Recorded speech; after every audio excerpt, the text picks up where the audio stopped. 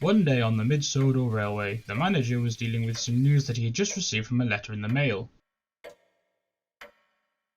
You see, His Majesty King George had announced that due to the ongoing war, the goods and traffic on the railway was going to increase by giving their assistance to the war effort.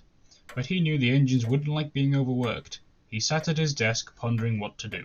Oh dear, what am I going to do? Come in. Good morning, sir. Oh, morning. You look stressed, sir. Is everything alright? Unfortunately, I have heard from His Majesty King George about the ongoing war. That means I'll have to get the engines to work harder.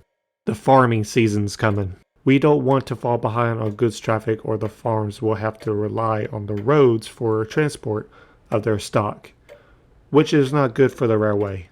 I see. Why not buy another engine? I would, but we don't have the money right now. I should add some wagons to Falcon and Duke's passenger trains. But Falcon won't enjoy that at all. He sighed and looked at the clock. Good lord, I'm going to be late for the briefing. He dashed out of his office and quickly drove away. At the sheds, the engine's crews were preparing for the day's work as they waited for the manager's briefing. Unfortunately for the other engines, Falcon was in a boastful mood. I don't know what the manager would do without me. He must think that I'm the only engine who's fit to pull the passenger trains. Well, besides the picnic. The other engines rolled their eyes and tried not to pay attention to him. Duke, on the other hand, spoke up. Steady on, young one. That nonsense will never suit his grace. Falcon just huffed and looked at his buffers. Moments later, the manager's car entered the yard.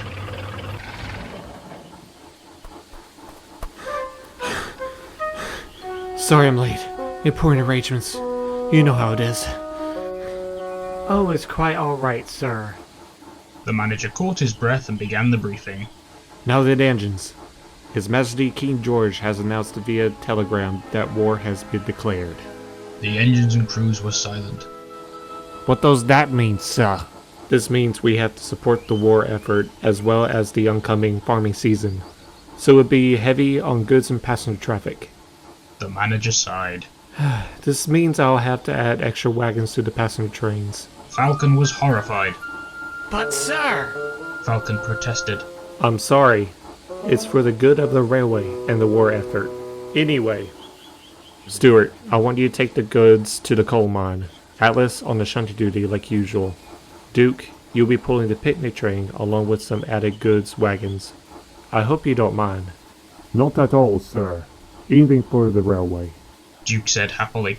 Then the manager turned to Jim. And Jim, I haven't forgotten you. I want you to be in charge of pulling goods and livestock from the farms and yards to the harbor and market. Can do, sir.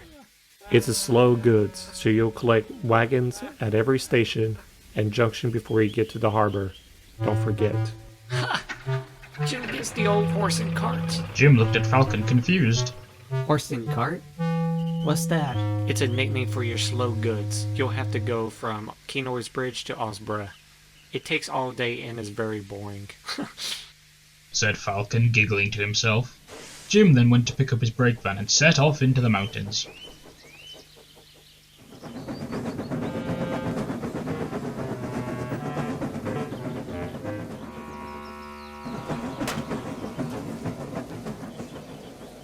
Later, he arrived at King Ori's Bridge station.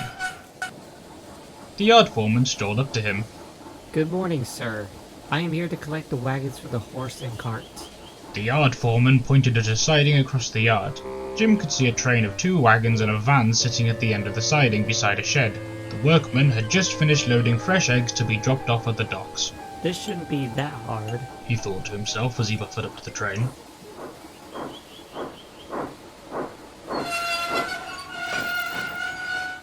You need to be careful. These needed to go to the docks at Osborough, but you'll have to pick up and drop off some wagons along the way. Called the foreman, but Jim wasn't paying attention. He was thinking about what Falcon had said to him earlier. I'm not slow. He thought to himself. And I can get my jobs done quickly.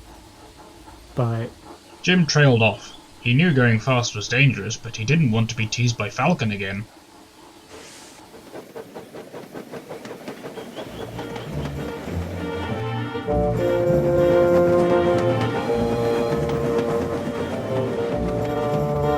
Jim did very well stopping at all the stations and sidings, picking up and dropping off wagons. He even collected some cows for the farmers to take to the market.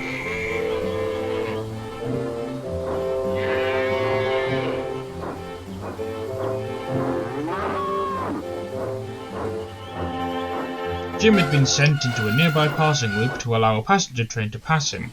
He saw that the engine was Falcon.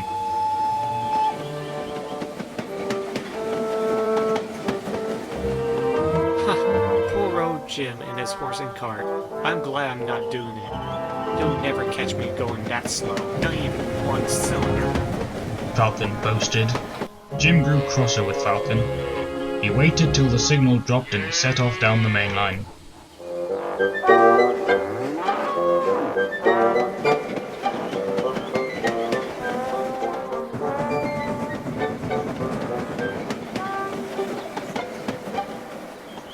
Sadly, Jim was so focused on paying Falcon out that he forgot to stop and collect his goods.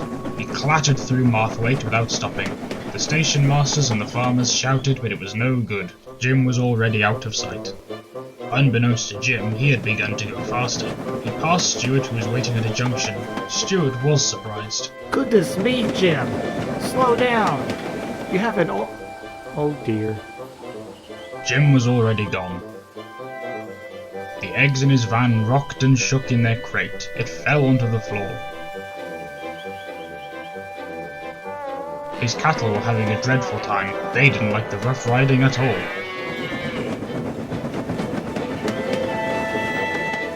He raced through Bridge Street, nearly blowing off the station master's hat as he flew past. Finally, Jim arrived at the docks.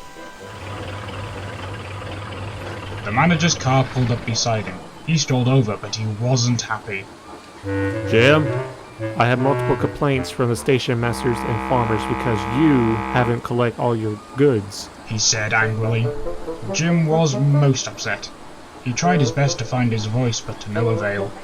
Falcon was on the other track dropping off passengers and heard everything. He knew it was his fault because he'd been teasing Jim about being slow, but now he'd made Jim go so fast that Jim hadn't been concentrating on his job. Falcon took a deep breath and spoke. It's my fault, sir. The manager looked at Falcon, and Falcon explained all about the teasing and what he had been saying to Jim. Well, Falcon, I thought you might have known better to tease other rangers like this. Clearly, lessons still have to be learned. You will be pulling the horse and cart until I can trust you again. Falcon gulped. And Jim, you should learn not to listen to other engines and their teasing. You are a really useful engine, and for that, you will be in charge of Falcon's passenger trains. The manager said with a smile. Jim was delighted, and so it was arranged. Jim handled the passenger trains and Falcon took the horse and cart. Falcon doesn't like to pull the train because he has to go slow, but he knows now that it's better to get a job done properly rather than quickly.